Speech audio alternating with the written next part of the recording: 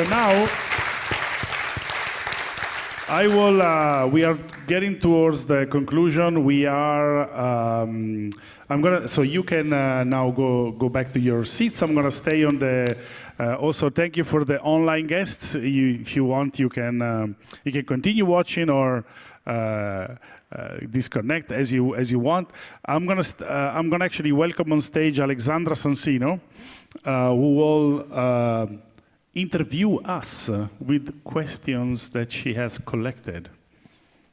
So I'm gonna move away from the seat where the... David, would you like to join us, please? Yes, so it's gonna be me, David, and Fabio. Hi. Hi. Can we get a big round of applause for everyone you've seen today? Whoop, whoop. Thank you. This has been a really fun day, guys. Can I ask you for your first impressions on today and what you've heard? Massimo. Well, I think for me it was very interesting. It's also exciting to be able to ask questions to people and get their perspective. Also, it's interesting because this event for us is kind of like a prototype of maybe events we're going to be doing in the future. So as people who build prototypes all the time, we know that there is no other solution than just prototype and be more ambitious and be prototyping and continue being more ambitious. So I think it was also interesting for this aspect for me. Fabio, what have you heard today you're going to be taking home or taking to the office on Monday? Yeah, a lot of things. It was very interesting, and really I like the panels. Especially when you were asking question, what do you want Arduino to do for you? So you saw me filming all the question and answer, and I think that part was important because we need to improve the dialogue with the community and get more feedback, getting better at feedback management and drive the strategy, because this is the kind of input that we are not like in an ivory tower sitting in Chiasso or Torino or Malmo or the US and creating the strategy. So having this kind of input for us is important. And the thing that I liked today is that there were important questions that fortunately are already part of the strategy that we have. So when we heard about the developer questions, or on the IoT panel, for example, talking about debugging capabilities, this is exactly what we are working on.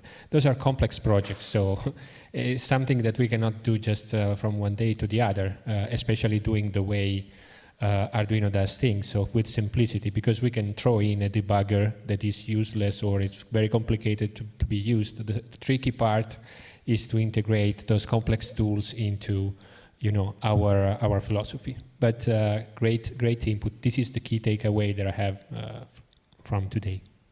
David. I don't know. I'm a bit in shock still. So I have to say I like to get the opportunity, as I got today, to speak freely for about 40 minutes with people from the whole spectrum of education, which is never easy. And I really like that, because I was a bit worried from a gender perspective, like, okay, we only have one woman in the panel, to be honest. But I like that Stefania was actually the most technical person in the whole panel. And I'm brought up like so many sensitive issues in such a great way. So, we learned a lot. I think it was fantastic. Wonderful. So we're not the only ones in this room who are asking questions. There's also loads of questions coming from online, and we will now respond to some of these questions. So first question is, will the CTC kind of become a uniform European platform of sorts, or is it aiming to become that? I mean, it's planned for world domination, obviously. Clearly. At least in the business plan. Yeah, totally. Democratic world domination. No, seriously. So it was designed to scale. It was really designed to scale, and we made all projections in how we can design a platform that can easily be made multilingual, They can have support teams that speak the language of the teachers and the students and so on. So it's designed to really work in this way. So now we're in the next phase, which is talking to ministries and regional ministries and so on how can we implement this. And we've been very successful because we've been finding a couple of extremely committed ministries of education that have helped us adjusting the curriculum to like the official language, which this is one of the things that you always need to do. So we're on that, we're really following that path. So we hope that people will be able to adopt in this. I mean, it's already available, anybody can get it, right? But we'll be assisting them for making this possible. Wonderful. World domination for Arduino. That's what we're here for. Another question is kind of a more of a maker environment question. Do you have any thoughts on what the evolution of Fablabs, Makerspaces, all these environments that really, where Arduino kind of features predominantly, what's going on there? I can say from a London perspective that we've lost recently 2 very important community spaces. What's the perspective across North America, across South America, across Europe that you're seeing?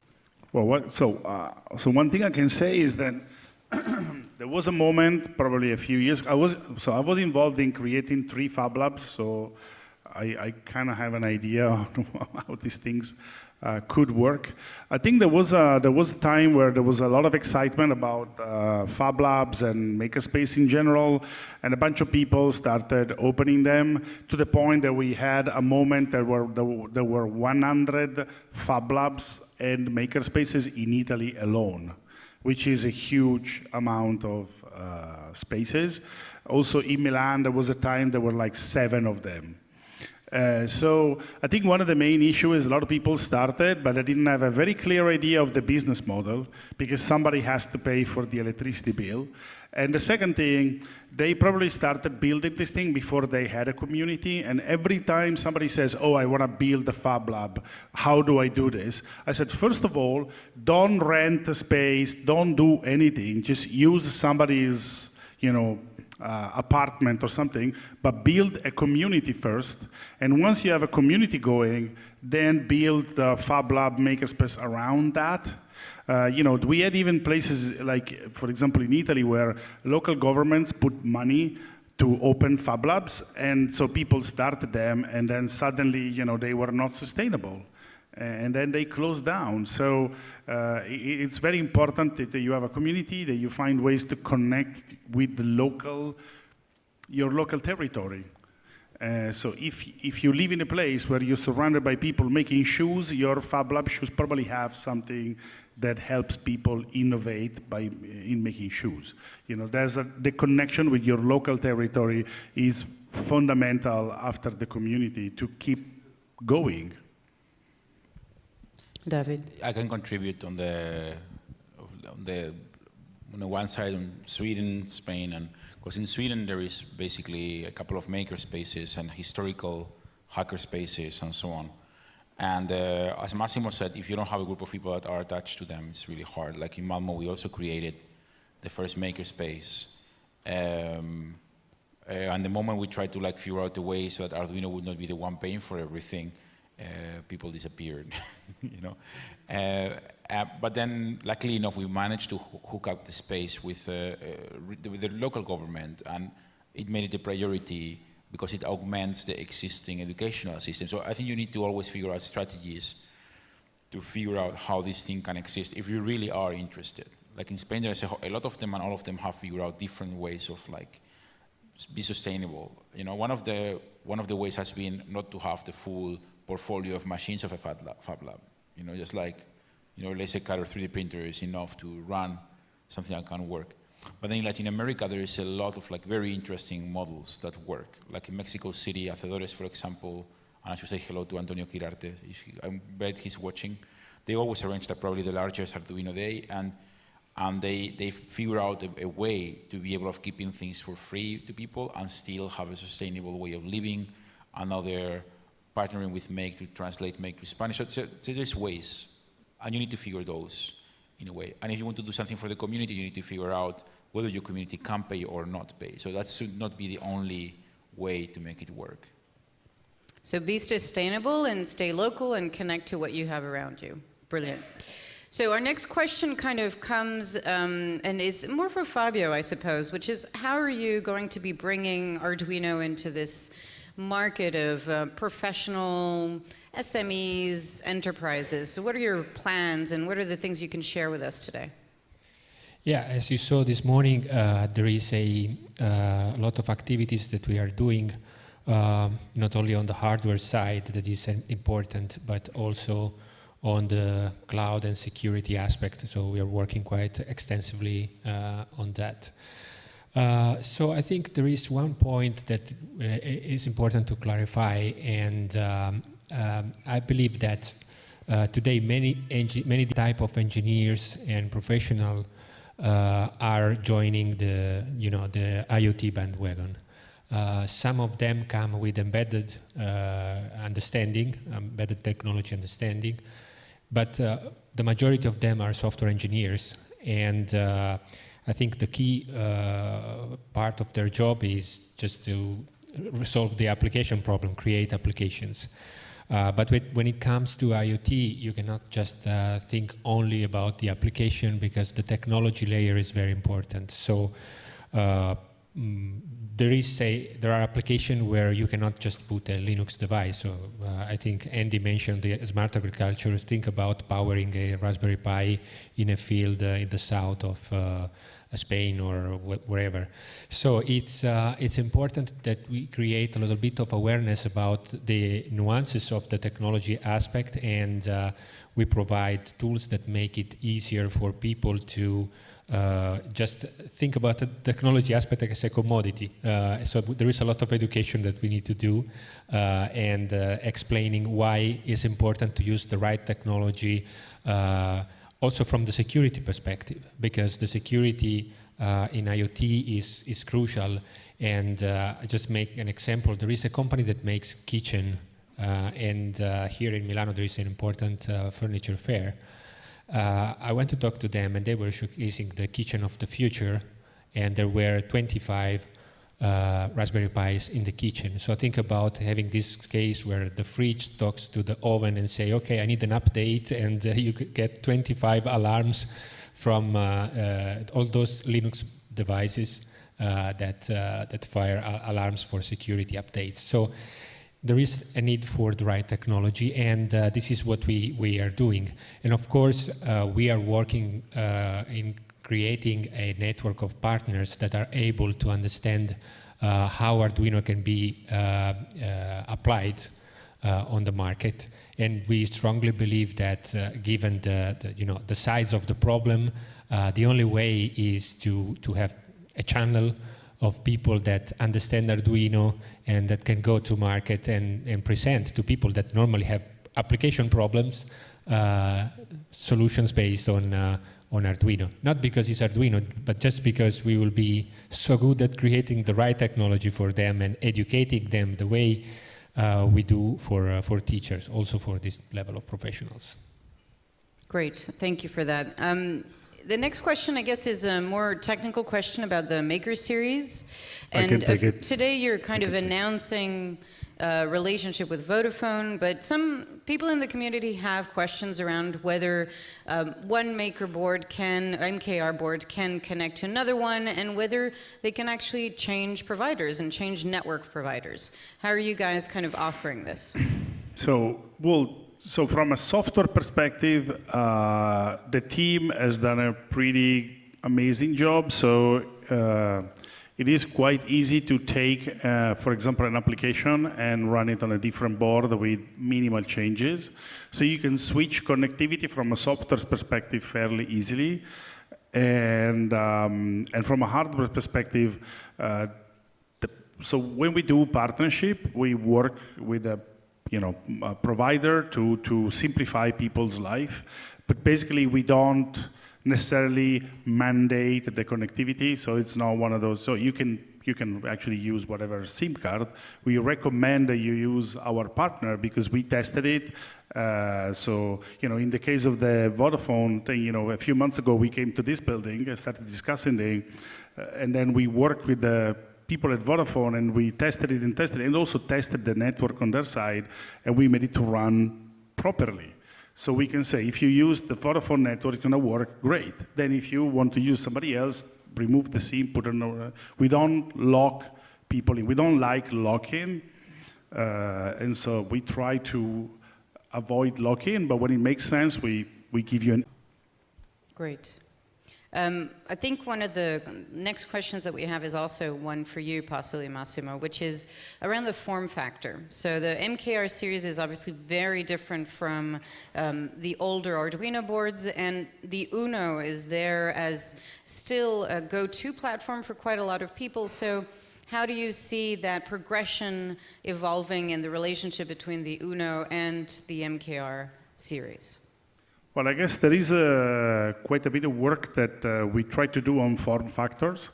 The MKR was born from the fact that I started to observe the fact that we had several different formats for small Arduinos, which didn't make any sense. So we're trying to figure out how do we unify that. And then we started to say, this could be like the right format for a simple, wirelessly connected node with power management security. So we started to look into, so that's like a more modern platform for wirelessly connected IoT, secure, whatever. I think the Uno still makes a lot of sense in terms of shape for a lot of the projects and products. So I think when you're learning, for example, something slightly bigger that you can easily handle, it's good. Also, again, if you're learning something like the Uno or something similar, it's very robust. We used to call it the Russian tank at some point because you cannot destroy it. So I think, when you're trying things out, we encourage people to, experiment. So it needs to be very robust. We got this funny question on the support channel. Was like, I throw my Uno in the sea. Can it still work? So I took the challenge. So I took an Uno this winter and I threw it in the sea and I filmed it and I brought it back to the lab. I dried it up and I turned it on and it worked perfectly. So that kind of technology we can't abandon in a way. We need that usability for education mostly. So there's going to be more product coming with that particular form factor because also there's only like a few hundred. Actually, there were about. There are many shields for the Arduino format. They just stopped counting at 400 because they got bored. But it's probably in the thousands. So Yeah, and also from the investment perspective, we are heavily investing on the old format as well. So on the traditional format, so it's gonna stay forever. So for us, it's like it's a given. So I think the community can be safe. They can play with it. We will be announcing products on that format. So it's a priority for us. No way. So everyone can relax on the internet. We're fine. Exactly.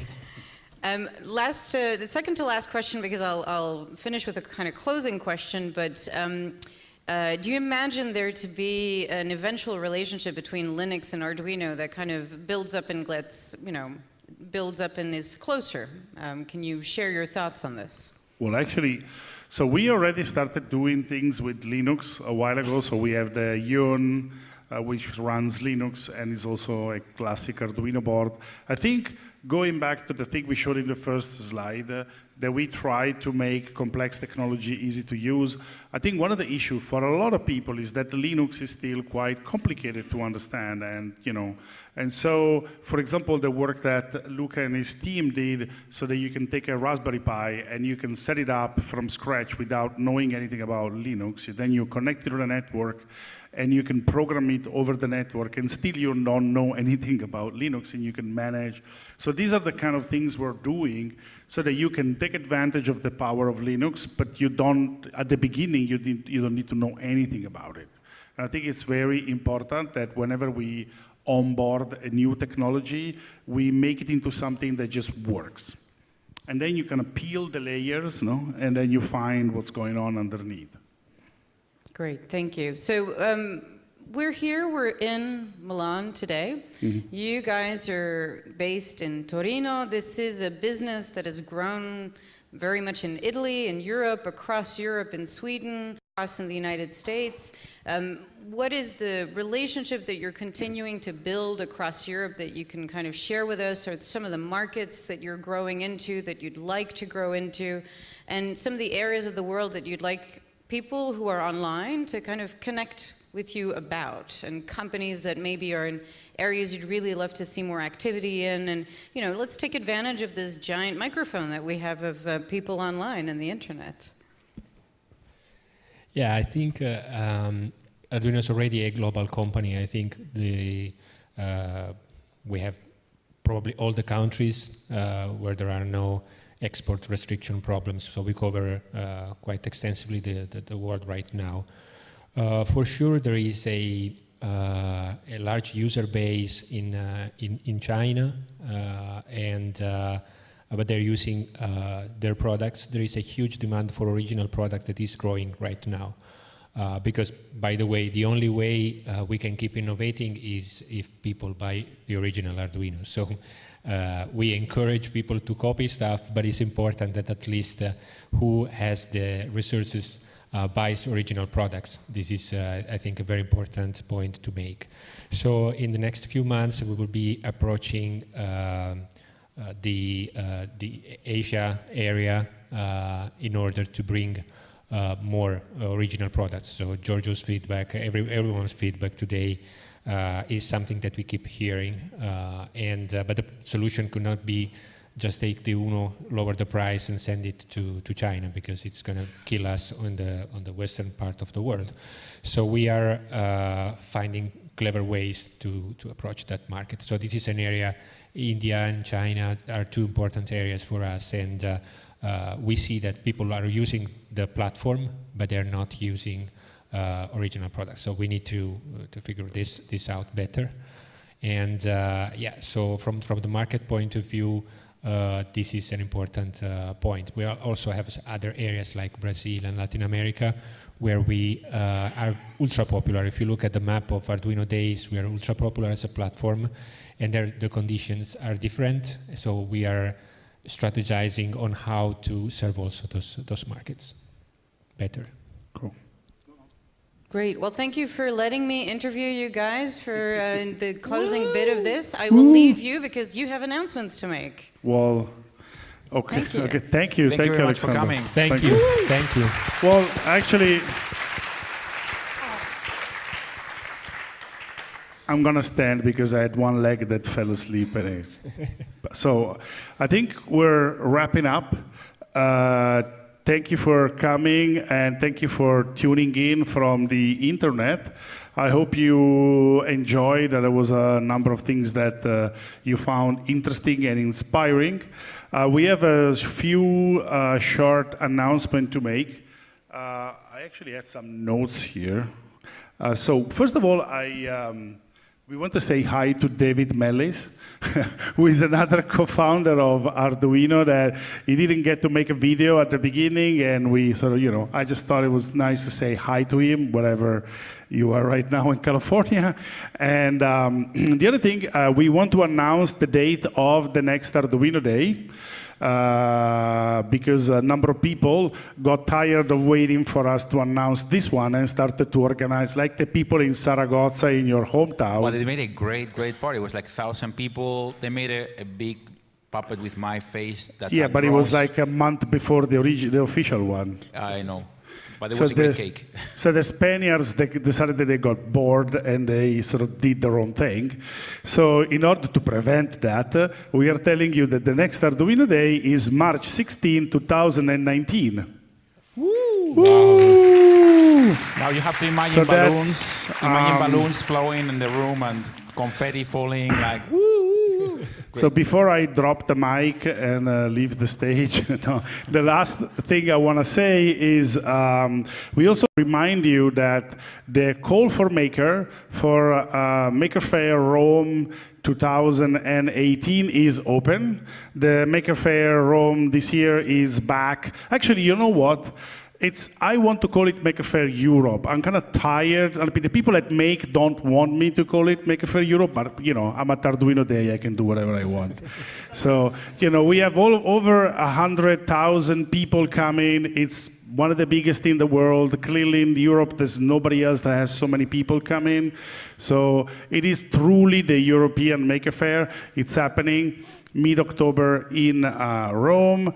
So you should really come. And if you're a sponsor, you should sponsor. If you're thinking about it, stop thinking about it and sponsor it, because it's going to be amazing. And the call for maker is open. And as usual, we have a ton of submissions. So submit and come over. And if we get more than 1,000 submissions for the call for maker, Fabio is going to run around naked at the Maker Faire. This is not going to happen. Not. No.